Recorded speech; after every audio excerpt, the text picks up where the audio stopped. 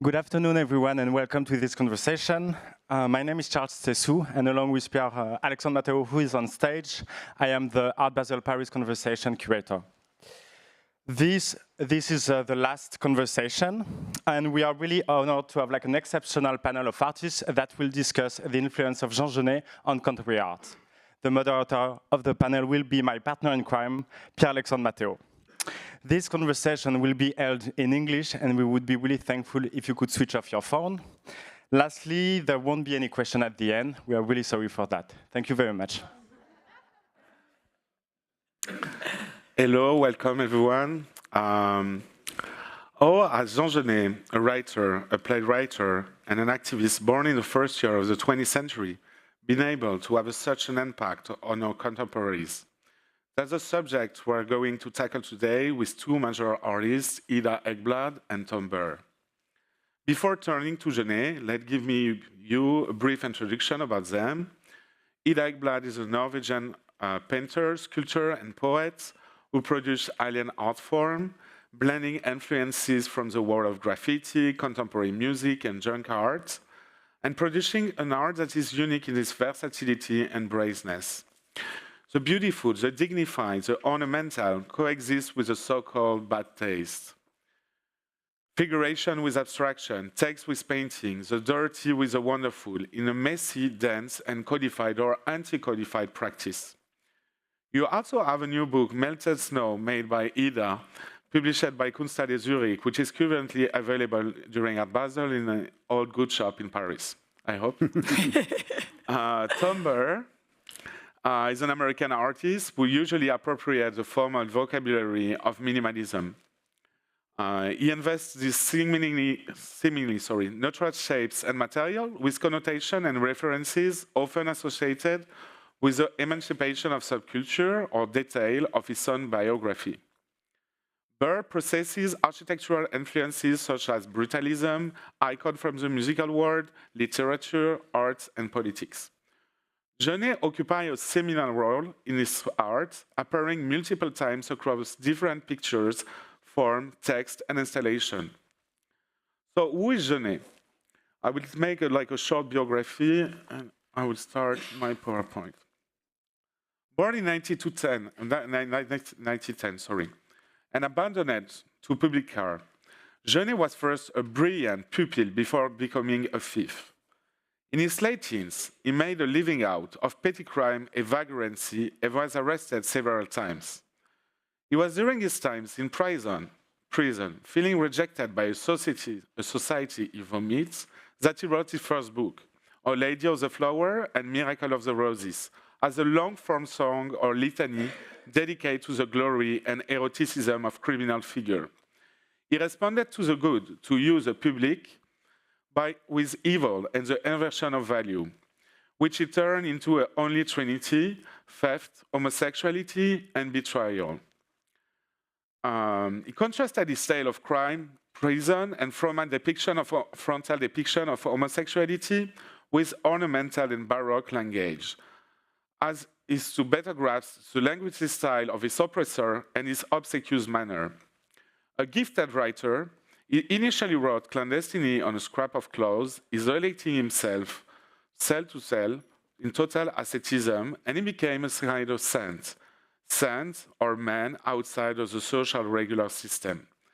Then came release from the prison, the Monday years of recognition. Thanks to his writing, Jean Cocteau's and Jean-Paul Sartre, Genet became a star. After 6 years of literary paralysis, he became a playwright with political theatre pieces such as Les Bonnes, Les Nègres, and Les Paravents, which crowned him with success and made him world famous. That's the second Genet, the playwright. But Genet has a complicated relationship with fame and the bourgeoisie. After all, he was at first at the bottom of the social ladder. So he spent the later part of his life making himself the voice of minorities and outcasts of all kind. Adulated and committed to the Black Panthers, a fellow traveler and warrior for the Palestinian people, a committed writer for immigrant workers, he fought many battles for the voiceless until the end of his life. It's not a coincidence that Genet have a considerable impact on the art. From his first queer novel, Where Flowers Grow Out of Evil, he was copiously illustrated by artists of his time. Try His Hand as a brief cinematic adventure in soft porn, Un Chant d'Amour, which has remained a cult classic. He was also writing about Giacometti, Rembrandt, and Léonard Fini, were all honored by his writing.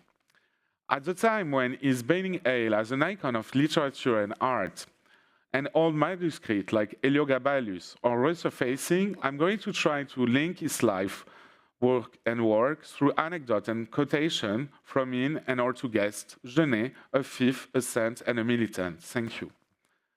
So my first question will be, how did you discover Jean Genet? Me? Yes. Yep. It's a question for both of you. I think I started to read him when I was quite young. I was into graffiti, and somehow his thoughts related to kind of the how I saw things at that time, and I got a kind of romantic relationship with him in a way that I also really loved this kind of people that had this kind of pickpockets kind of charm, that I really liked his free spirit, and that he had this unwillingness to kind of conform to normal society in a way. And that really spoke to me at that time. Okay, perfect. And you? Me? Yeah. You know, I think it was in some ways similar as a young person, a gay young person, a queer young person. I was very drawn to figures that seemed to be potentially, I could create some sort of an alliance with. And then sort of significantly, when I was quite young, 8 years old, something like this, 7 years old, Jean Genet was in my hometown of New Haven, Connecticut, which is outside New York, for a political rally. And while I didn't at that age know his writing at all, I did hear about him as a figure. He started, and I sort of associated him with being a political figure, and not a writer. It was only probably a decade later that I sort of understood that those two things had come together. So maybe you can start with this question. Like, Jean Genet made an important speech in '68 in New Haven in Connecticut, supporting the Black Panthers. And Bobby Seale, who was one of the leaders of the Black Panthers and who was in jail because he participated to the Democratic Convention in Chicago, he made a really important speech called the May Day speech. And you used this May Day speech in one of your work, in the Pirelli building, this brutalist building made by Marcel Burr. So maybe you can expand on that. Yeah, actually it was 1970. 1970. Yeah, May 1970. And as Pierre-Alexandre said, this brutalist building that I did a project in with my gallery, Bortolami Gallery in New York, it was a kind of collaboration. And I wanted to do a project in New Haven. I wanted to find a building that made sense relative to my upbringing in New Haven and my interests subsequent to that. And I knew I wanted it to be a brutalist building. And so we found this particular building that I owned by IKEA and was not being used by IKEA. IKEA was simply interested in the site. So the project was for the duration of a year. And in that year, I wanted to sort of start to flesh out what this building, which was erected in 1970, had to do with my life, which had begun a few years before that. And one of those conflations or coincidences or occurrences that had happened was that the same year that the building, the Marcel Breuer building, Pirelli tire building, was erected, Jean Genet came to New Haven to speak on behalf of the Black Panther Party. He did not actually speak himself. He wrote the speech, this May Day speech, that was then later published in the image that you see there with this sort of beautiful introduction by Allen Ginsberg. But he, then I inscribed the entirety of the May Day speech onto these railings that were in the space. We were required to meet codes in the space. to have a public in there, and there were areas that had uneven steps and things like that. So these codes had to be met, and I sort of folded that into my work and then brought these characters or these figures into the project, Jean Genet being only one of them. Okay, and Genet was legendary for his queer subversion of power and his fetish for domination. This building was really dominant, as you can see. How did you address the specificity of Genet in your work? I was thinking especially of this work. Tom, in this building, you use a Genet photograph of me young and old, resting on either side of a urinal divider, separated. Are you here referencing gay cruising culture? Probably. I mean, I'm always sort of referencing that. It's how I look at the world. But so this piece is called Beige Genet, Grey Genet. And the urinal partition was from the building itself. I sort of pillaged the upper floors of the building and found remnants of things that I wanted to use in the installation on the ground floor. And throughout the project, which was called Bodybuilding, I was trying to do this kind of conflation, connection between the building as a body and my body as a building. Sounds a little simplistic, and I think it is simplistic, but it makes sense to me. And in this work, yes, I was thinking about Jean Genet and intimacy, but I was also thinking about myself, because the project is also was about the arc of my life. So if I was born in New Haven and I was returning there, it's also about the passage of time relative to my own body. And so the urinal partition, of course, it sets up a kind of stage set, and it can imply cruising, and it can imply inappropriate cruising of different ages. It can imply that, but it also can imply the arc of my life with a sort of slash between it, and the Bay or Baby Genet and Grey Genet. I'm a little closer to the Grey Genet at this point, but. After the erotic dimension you mentioned, I want to go back to you, Ida, and you made this piece, King of Sham. That's a piece you made at Gallery Godel Estampa. Yeah. I am wrong, because it was really hard to find the piece. So I know. so I don't know if it's this one specifically, but it seems you make a reference to the Sartre book, who said Genet, who insists about the theory of freedom, we illustrate this theory of freedom with self-determination of Genet. Yeah. And in a way, you insist on the comedian aspect, because Genet was a comedian, he was a storyteller, he was a big liar too. And it seems you make a direct reference to that, but maybe I'm wrong. No, not really. I made a lot. Usually I still do, but make works when I come to a city and I have a show. I have like some works, and then I have a plan to make some works on site from whatever material I find and where I want to go, if it's a scrapyard or if it's just the streets, whatever. And I remember especially like during this time, I noticed in Paris, there was all of these bike remnants, like when a bike has been kind of robbed of wheels and the seat, or there's only the wheel and it's like locked into fences. People don't bother to bring them home because they're destroyed. So they become like sculptures all over the city in a way. And when you start to notice, you see them everywhere. And I thought it was quite kind of beautiful, because when these bikes are robbed of their use, they become in a way like nonsense, and they become sculptures, and quite beautiful. And then, so I think these like metal sculptures are made from like scrap from bikes. But the sham part, which I actually thought, because you told me about this when we talked, I really had this, I remember really well. That's one of the things I remember best. I can just read it because I think it's really beautiful. Where he talks about sham in a way, or fake. Yeah. And he says, a fake pearl, whether it's the result of artifice or chance, assumes a mysterious dignity that genuine pearls lack. It is even more valuable since one can meditate on it. A real pearl is the product of a dying oyster.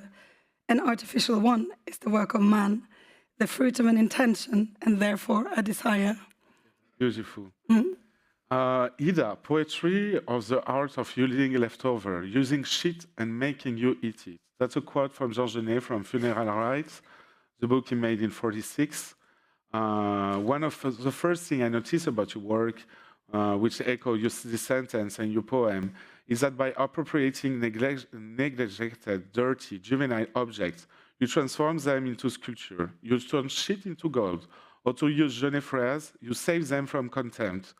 Would you like to tell more about this methodology? Yes, I make so. Yeah, an analogy, like a direct one. Yeah, I mean, first and foremost, when you're an art student with absolutely no means, you know, like the scrapyard becomes your friend. And I've always loved scrapyards. First, I just started to go into them illegally in like different countries, and then I've become friends with different like scrapyards people. And they're these kind of, you know, really they're like these temples of obsolete stuff that people don't want anymore. But when you really look, you have all the colors, like pigments in paint, and there's shininess, and there's textile, and there's just all of this. And that always intrigued me. And I quite like to and then it's the same also, in a way, also with, I think also even in the studio with paint or with making works from materials that are a bit juvenile, or like using juvenile methods, or making kind of works which are also really on the verge of being like terrible and ugly and embarrassing in a way. Yeah, because yeah. there are this mix always in your work about like tenderness and ferocity. I have this poem by Jean Genet. Grappes d'empoisonneurs suspendus au cordage se bitent les bagnards en mélangeant leurs âges. De la grande fatigue en enfant endormi, revenu taché par le sperme vomi. Either by referring to his poem, I wanted to make this analogy between your work and Genet. And again, a mix of like tenderness and ferocity. Yeah. That's something I noticed, I have perceived. It's like you have an unresolved conflictual relationship to materiality. That's the revenu taché par le sperme vomi. I mean, I'm really into material. I'm very much a studio artist that like to kind of be into the material, but then the material can also be kind of, it's, in a way, it can just be used the wrong way. You know, it has a certain, like, paint is supposed to be used in one way. I always like to kind of try to use materials in the wrong way and experiment and kind of figure out new ways to use paint to make my own kind of brushes, or put paint into stuff and then pour like turpentine on the floor and like drag paint around into like silk stockings or something like that to kind of maybe imitate like a graffiti nozzle kind of, or like a bleed marker or something like that. So I'm kind of in both like fighting with the materials, but I'm also really in love with materials in general. It also makes me think, and if you mean this kind of like the mixture between, because I didn't get it, like I'm not so good in French, but yeah, I should have. But I once went, which was actually kind of interesting. We went many years back. I was part of this thing at the Kölnische Kunstverein, and I went with a group of friends, and we decided we're going to have no plan, we're going to bring no works, and we're going to make an exhibition. And you used leftover for this exhibition. Yeah, we actually, we just decided, let's go on a tram out, you know, like no plan, out to nowhere. We get into this quite like very, you know, like a kind of posh area with a lot of residential, beautiful houses. One of them has a huge piece on the house, which is like, for me, then you know there's something mysterious going on. We went to this house. It was like one of the most magical, scary, airy, strange scenes, almost like being in a film, because it was abandoned and you could see all the traces of this family that had lived there. And really, they were like, you know, kids stuff, but it looked like it was abandoned in the 70s. And then it was taken over by, you know, like whatever, party people, drug addicts, whatever. So there was like this nasty kind of nest of like partying and destructive behavior in the midst of this family house with toys and, you know, and there was lots and lots of books, and the books were all on bookkeeping, which is like the most boring books in the world. And we found out the guy's named Hubert Mockersdorf. So we took a couple of, you know, like selected things that sort of meant something to us, trolleyed them back to the Kunstverein, made an exhibition. It was only allowed to see it by flashlight, and it became a kind of postcard for this Hubert Mockersdorf. Okay, but that's perfect. I don't have an image of... I have so much, yeah. But Sternberg, you have also a conflictual approach to materiality and concepts. To come back to Genet, you made an installation inspired by this theater's piece, The Screen, Les Paravents. The Screen is a piece made in 56, sorry, and that talk about the French-Algerian War and the historical exodus of French colonial rule after years of exploitation of Arabs in Algeria and the bitter recriminations that resulted. Your piece, by the decor of the screen, was composed of black, fortress-like wooden walls with black iron braces. Could you describe more the context of this work? Yeah. This was a project or an exhibition in 2002, I think. Yes, 2002. And it took place in a museum in Cambridge, UK. And I was trying, sort of going back to my relationship to somebody like Genet, in this case Genet, but there are other people. I always like to think that I'm not making work about this figure, Genet. I'm working with the idea of him, so that he's a material for me, just to sort of tie it in with what you were just talking about. Plywood is another material for me. Then myself is another material for me. So I always want to make the distinction that there's not an about, really. But by evoking Jean Genet, I can kind of gather up certain auras, characteristics, facts, fictions that person represents. And with this exhibition, the screens, I was thinking about this moment of it is the moment when the United States entered the Iraq War. It was Bush's war on terror coming to fruition. And this was simply on my mind, and I was thinking through somehow Genet's relationship to political events, but also abstraction at the same time, or formal issues and facts. And the play itself, his play, not my play. It's a new contextualization of the work. I don't think that was in Cambridge, right? No, this is later in Germany. Germany, at Galerie Neu in Berlin. The blue grid was not part of the original installation. But I wanted to make a work that was about other things as well, that was about barriers, that was about a kind of almost primitive kind of scenography that might reference separation, might represent brutality in some ways. And then I also wanted to have a foil, something that works against that, something that was about vulnerability and exhaustion. Exactly, because there are also like languid flower in Genet books. Flower enacts dialectical entanglement of pleasure and abjection. For it's also a reference to Andy Warhol, and for Warhol, flower were assholes. And I think you are directly referencing that. Yeah, the vinyl flowers that we're looking at, that's a little bit difficult to see in this image, but they were based on Warhol's poppies. And I wanted them to be figures in a way. I wanted them to be exhausted, fully drained, as if they had been inflated at one point, or they had more fuller bodies, and they were absolutely sort of the end of the party, dead, something like this. That was a bit, but also, as I say, a foil to the kind of solidity and barrier-like structure that the walls represented.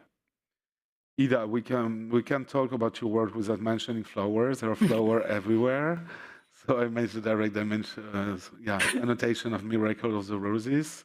We love Genet transforms the worst criminal into flower, sublimating and feminizing them in Our Lady of the Flower, Miracle of the Roses, notably. Jean Genet himself is named after a flower, Genet. A large area of your painting are composed with multiple flower pattern. Do you see violence hidden behind flower like he does?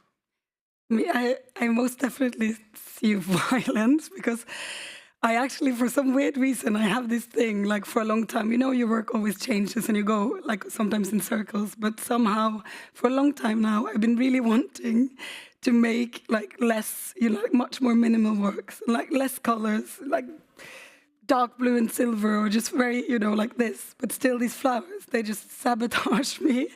They just seep into the work. I'm like, strangely kind of, I've said this like expression, like overboard decor, and I am definitely like with this camp thing, I'm always kind of drawn towards stuff that is a bit too much and almost, you know, like on the verge of tasteless. And I know a lot of people, you know, I hate cute painting, and at the same time, I'm sure a lot of people think that I'm doing cute painting. So I'm kind of like, you know, making myself trip. I'm like, making it difficult for myself in some way because there's so many flowers in my work. That's exactly what I observe in your work, because in a Playboy interview, Jean Genet was questioning about what makes a good art piece, and he said, it seems to me that any novels, poem, painting, or music that is not self-destructive, by which I mean that is not construct like a game of massacre, is a sham.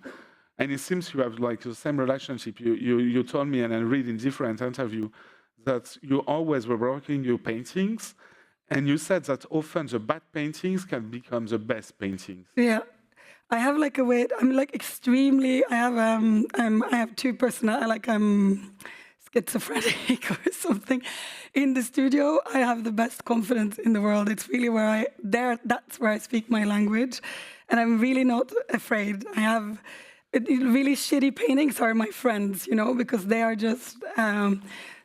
There's so much freedom in that. And I thrive in that. And I like, you know, ugly stuff is like something that I'm drawn towards. So yeah, I also sometimes save works. Just I want to keep like a work from, you know, 10 years back, and then I want to do something completely different on the bottom half. But I'm kind of always. I have a lot of freedom there, and I'm not. But that's very difficult to, like in this situation, I'm like completely restrained. No, but I love that. But that's a bit like Genet. I mean, when he made his first book, he was so disinhibited in the frontal erotic depiction of his work because it was unpublishable. And in your case, it's a bit the same. You made work which seemed first like unpublishable, and you were like extremely free. And you have like this disinhibition about the work. You work in the studio, and extremely disinhibited. For me, that's something that you share with Genet. I wanted to ask you like something about more the pop aspect of Genet. Genet became a pop culture icon with an unrealized collaboration with David Bowie, who was supposed to play Divine in the Genet scenario. Bowie also made an album called Jean Génie, also I think in English it said Jean Génie. John Waters created a drag character inspired by Divine, and of course Fassbinder made a film adaptation of Querelle of Brest. Are you interested in this more pop aspect of Genet and how he has been transcribed into different culture fields, pop, queer, new wave? That's something that interests you, the pop aspect of Genet? Certainly. I mean, I never really, with very few exceptions, I don't really usually make work which is kind of referencing like directly pop culture or low culture or high culture. But I also sometimes put together shows. I once curated, as an artist, of course, a show about the Coquettes. And yes, I don't know if you know them. Willy Wonka. Yeah. And then they were this amazing kind of, active in Haight-Ashbury in San Francisco in the 60s and 70s. They were really good friends with Allen Ginsberg. And they were also, collaborating with Divine. They made plays with Divine. And I visited them and stayed with them for a while. And I learned, such inspiring group of people. And they were, So I'm super into research. I'm always kind of hungry to learn. But somehow my works, it's like a kind of a strange inspiration. But it's not like often that I make works that are kind of directly pointing to pop culture, or I think with probably some exceptions. And Tom, I mean that's an arbitrary choice of mine to put this installation to Querelle because it is not linked to Querelle at all. I must precise. They both have orange. Yeah, you get my point. To make a good point, I have to have a color balance. but you often references pop culture, and you references Pasolini, you references Genet. Did you ever reference Corel of Brest, for example? You know, I did, but I'm having the hardest time figuring out when that was and what piece that was. I'm a little bit stymied by that, but somehow I did, and I also did another piece that was about Fassbinder specifically, that called Fassbinder Piece. But what I think this makes me think of, or think about, is I'm sort of interested in this idea always of other artists, whether they be writers or musicians or pop artists or novelists, sort of completing each other's work or taking it up again. And I think this is a really interesting example of that. So there's the Corel book, right, by Genet, that then gets taken up by Fassbinder, that then I feel like I consciously take up again. And it has something to do with the way I think about art. I always think of it as kind of a stone skipping across the water, sort of trans-historical relationships. But it also has to do, for me, personally, trying to construct some sort of queer lineage, some sort of family structure that is not, that one has to consciously make. You're not born into that, are you? One isn't provided with that context. One has to look for it and find it and place it together. So a lot of my work, and I'm only realizing this sort of later in my life to some degree, has been this kind of searching to find those precedents, those who've come before, and to try to you know, that sort of thing when one person knows each other very well and they complete each other's sentences or they say the same thing. It's a little bit like that. I'm interested in Fassbinder's relationship to Genet and then my relationship to both of them. And I don't mean that I'm not putting myself in some sort of I'm just thinking psychologically how that starts to happen. And that kind of intertwining of works and confusion as to who the exact author might have been. I know also you love you integrate the relationship between Jean Cocteau and Genet, who was extremely close to him at the beginning of his career. But I wanted to, that's another piece by you mentioning Jean Genet, an on-site. Yes, I wanted to talk about this Jean Cocteau drawing, because you have like at a personal place, a sexy sailor made by Jean Cocteau. Do. Can you talk a bit? Lucky you. It's a little off topic, but I do I do have a Cocteau drawing. It's not this one. It is not that one. Mine's better. And not nice for me.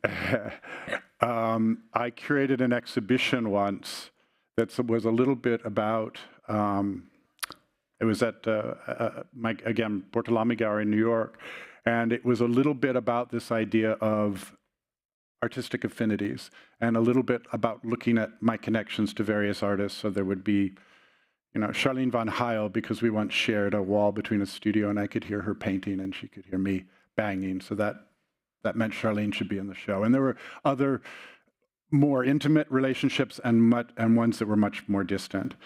The Cocteau drawing was sort of serendipity, I think. I think someone just brought it up to me that they had this available, and it absolutely made its way into this exhibition. And then I fell in love with the drawing. And this drawing and this exhibition survived Superstorm Sandy in New York, and happily everything was above the waterline, so this Cocteau drawing did not get destroyed. But then I traded with the owner of the Cocteau drawing so that I could keep it forever and ever. Ida, your influences are extremely varied. There are high and low cultural references all the times in your work, from cobra painting to graffiti, from abstract expressionism to scrapbook. Jean Genet was famous for using the most sophisticated French language, borrowed from Ronsard, Racine, Rimbaud, with slang words taken from the streets and the underworld.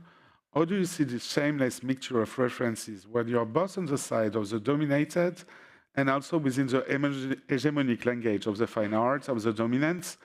I also wanted to insist about something.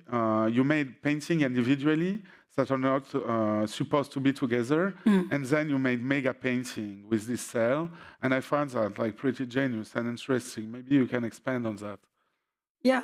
Yeah, in my studio, I work on a lot of different pieces at the same time, and that somehow works for me. And sometimes I just by chance put stuff together and I really like it. And so I quite often kind of move works around and suddenly something happens in works that I didn't paint or plan to be together. That's what you made at Kunsthalle Zurich also. Yeah, so all the paintings at Kunsthalle Zurich are these this looks, yeah, maybe small now, but they were like really humongous because the space was so big. So Daniel Baumann told me like, this base never works, like the upstairs space, because it just flies away. It's like it's like a too pristine architectural box on top of the building.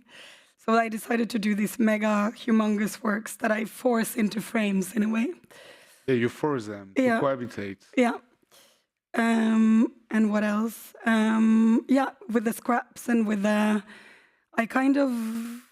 that's something that I always have like super hungry eyes, I think. So I'm always kind of saving references and I'm not necessarily kind of planning a work to be like this kind of finished work. It's kind of more an open, like almost like list stuff that I'm interested in, that I'm painting. And then I'm sometimes keeping it quite like the sketch. And sometimes I just go over it 100 times with like different, layers of thin lacquer, There is sort diluted. of instability, I would say. It's very unstable. Like that's another stuff you share with Jean Genet. This is totally my language. Like this is where I'm like, I don't even feel that it's unstable. It's like just exactly how I speak in a way. Yeah, you see that's what I perfect. mean? That's marvelous. The show at Kunsthalle Zurich was so fabulous. Tom relates it to instability. I wanted to talk about the untranquility. That's like really different work. About the untranquility of the white cube and how, for the FRAC Champagne-Ardenne, I'm going to become like you human. created little black skirts, little black curtains that were partially covering the white wall of the gallery, making the space impure. It seems for me that you wanted to dirty the white cube with this gesture. This piece were called Ladies of the Corner, or Ladies Under the Stairs, or Lady of the Window, also referencing maybe Jean Genet in that sense. Yeah, I liked those titles. I think I liked the title. So I might have even started with the titles. I wanted Our Lady to be everywhere, like Our Lady of the this, Our Lady of the that. And I think that I was thinking, I don't think I would have said making it dirty. I find that institutional spaces are dirty enough already with their politics there that don't need to be dirtied anymore.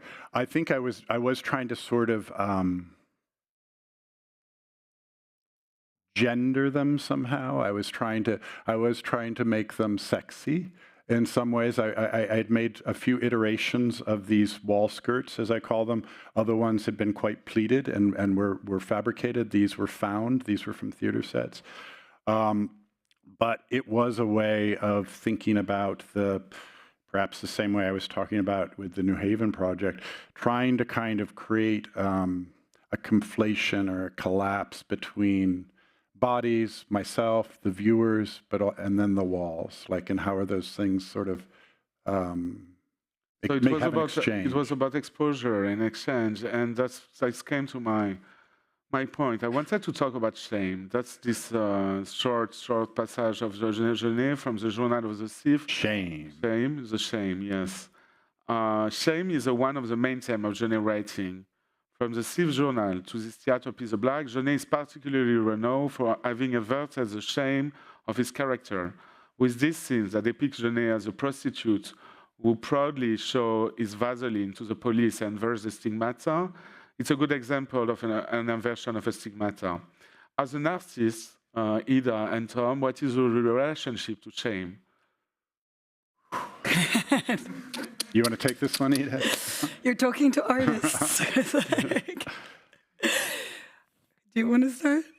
I can, yeah. It's multi-layered, I suppose. I think the first thing that springs to mind, and we were prompted on these questions beforehand, so this sprung to mind earlier. was this particular context in some ways, right? I feel a lot of shame when I'm at art fairs. I feel vulnerable. I worry about my prices. I worry about what I've done. I worry about being exposed, running into people I don't like. I have all of these things that make me feel kind of horrible. And I mean, I enjoy it too, but there's certain moments in life and certain spaces in life where things that like shame, vulnerability, come to the forefront. And this kind of a context is one of those for me, and I find that interesting, actually. And part of that shame has to do with the nature of this profession, I think, that we are expected to wear our biographies and to share our biographies and our failures and our successes, and to create some sort of sort of theatrical production out of it. So that's my confession. I really relate to that. I think we discussed, I mean, my husband is also an artist and a writer, and we talk about it sometimes because it's such a strange thing to both have this practice. So in my studio, I have like one face, which is, like I said, completely there. I actually don't feel shame, and I'm really free, and it's my place. But then when you are out of that studio and you're representing that person in the studio, which is, I don't know who is who, but let's say it's Ida Ekblad in the studio, then I feel like I have a Janus face that I have to turn around, and then I'm like playing Ida Ekblad, like right here on stage. I'm terrified, you know, it's like so much shame, because it's a weird thing that you're both kind of, you also have to represent out in the world, and it even has to do with, you know, like suddenly you're part of such a business, which is a privilege, but it's also completely like you didn't really plan to become a business owner and to deal with so many kind of power situations and to be completely, yeah, such a shame if things doesn't go well. You're like, you know, so it's very embedded, I think, in at least, yeah. And it probably comes from some trauma, which is like the deep shame. We can talk about trauma in the short freedom. You play her very well. But shame Thank here. you. I'm deeply medicated. But shame here is always linked to light and overexposure. Artists, I quote Tom Burr, artists expose spaces, objects, and ideas to the intense light and scrutiny of the public gaze. Artists are exposed almost as a striptease. Is being an artist is the same as being a stripteaser? Yeah, I think so in a way, because it's also really weird. It's such a strange thing to, sometimes I think it's ridiculous. Why am I, because one thing is to make all these things, I really like that, but it's really strange to like, okay, now I'm putting it into space and people are going to see it, you know? So that's kind of a striptease thing when you're suddenly like, you have to think about what you're presenting from whatever you're making in a way. And Tom? Can you talk about this notion of overexposure and striptease? Because that was your word, not even mine. Yeah, I mean, I relate to what Ida was saying. I mean, I think that in some ways I organically, or when I was very young, became an artist the way I am because I wanted the attention. I wanted attention for sure, but I wanted it over there, right? I didn't want it here. It comes out of a deep shyness, I think. And somewhere along the line, I learned how to perform this role to a certain degree. And I think very much about all of these things. I can't stop thinking about all of these things and all these aspects of what an exhibition is. And I think about exhibitionism and what does it mean to be kind of under this intense scrutiny. And just a little something that occurred to me, yes, the idea of a striptease to some degree, but it also has a lot to do always with medical discourse for me. And it's why I was so interested in, we were talking earlier about the Reina Sofia and it formerly being a hospital. This kind of lighting, you know, and then objects that get put under intense light and they get taken care of and touched and all of that kind of scrutiny has a kind of pathology to it, but also has a kind of erotics to it as well. And that is something that has become interesting to me, is what role do I play Overexposure is always linked to the question of the audience. Genet was introduced to the literary world by Jean Cocteau. During his first year of success, he was complaining that his readers were only composed of homosexuals and writers. Instead, he would have this book end up in the homes of Catholic bankers or in cottages, in the homes of police officers or caretakers, in the homes of people like that. What do you think of your audience tonight? Like Genet, do you sometimes complain about the endogamy of the art world, the happy few? In other words, are you satisfied to have right now an authorized audience? Like I said, I'm terrified of you. But no, I think I also discussed this with Mateos, who writes, and with my friends who are musicians. I'm a little bit jealous of them sometimes, because I feel like, you know, if you're doing techno and you're in a club, I feel like there's a different kind of public in a way, you know. So, because it can become a bit closed, this kind of circuit of the arts.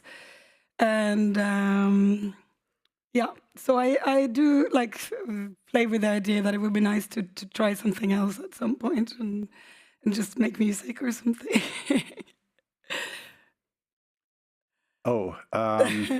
You're not forced to. I have another question for you. Okay, we'll move on. That will be the audience looks lovely. Public is lovely. So, being an artist is partly creating a mythology, is a story recognized by others, sedimented and stratified by others who have a face in this story. Jean Genet was a good storyteller who has recomposed his life from his love, his crime. He was a glorious liar, in a way. Are you creating your own mythology as well?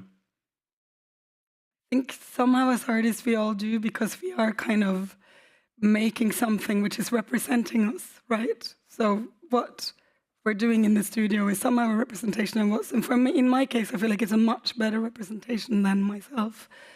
But I'm not myself. I know I love this about Genet, and I really like those kind of people who can be just, you know, like really full of hate and really kind of like just confrontational. I myself, I feel very kind of, I'm super see-through emotionally. I really I'm afraid to not be sincere. I don't have these kind of like qualities of like making a huge story about myself. Kind of, you know, like somehow mythologizing myself as a character so much. But I love it in other people. You have, it's something that I think is really, and I think also a lot of, you know, a really boring person would never be able to do that, to make like, to self-mythologize like that and to create this kind of, even if it's a lot of lies, you need to be kind of a special person and really kind of have a good imagination and be creative to even do that. So anyways, I think that's kind of inspiring, yeah. And Tom, are you a glorious liar? I fib. I think that everything we've been saying is sort of seems to be revolving around this one issue of kind of constructing one's identity, constructing one's position. And one thing that I've always been, for better or for worse, is extremely self-conscious, even as a young person. I think that's also not exclusively, but also a queer survival tactic. I know how to read the room. Because you have to know what's in the room. And I think that was a very young instinct of mine. So I also started to wonder about myself as a persona in my work over time. It's certainly not something that was available to me when I was much younger, because I didn't have the accumulation of work and the accumulation of gestures yet. But there have been many times when I've kind of tried to put decoys out there as well, to sort of mess with what my expectations might be. So I've named pieces after novels or books or things that have my name in it, like Who Tommaso Was, or Thomas the Imposter. I did a work called Burville, about a town that has my last name, as if these are clues that I'm leaving for people, because I'm always interested in the idea that I am exposing myself, I am revealing, but I also may not be showing you anything at all. It's a kind of striptease at some degree of, but the reason I don't exactly adhere to the idea of a striptease is I don't think you ever really get there. It's always about putting it back on. It's always about, desire is always about pushing and pulling, right? About like keeping something at a distance, drawing it in and pushing it away again. And I think about that relative to my own persona as well. I'm going to allow you in to a degree, to some truth and perhaps a lot of falsehoods, and then it's left in your hands. Perfect. Thank you so much. Thank you.